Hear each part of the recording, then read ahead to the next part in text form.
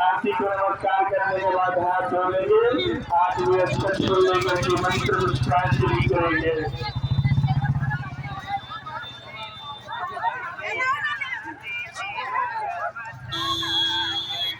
ओम जपनेन जपनमय जानतानि वास्तानि धर्माणि व्रतमान्यासन्न ते हगातं महिमानः सततं वज्रपूर्वे साज्याः संस्कृतिवाः ओम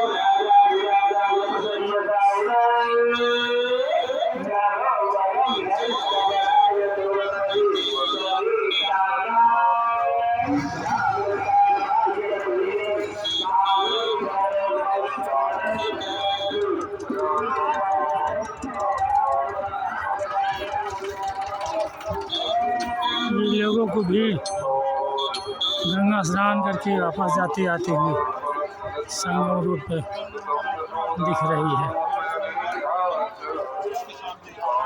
इसी तरह सारे रोड जाम चल रहे हैं।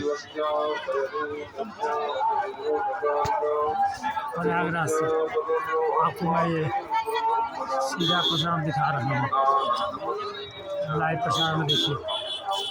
प्रयागराज से तीर्थराज प्रयाग।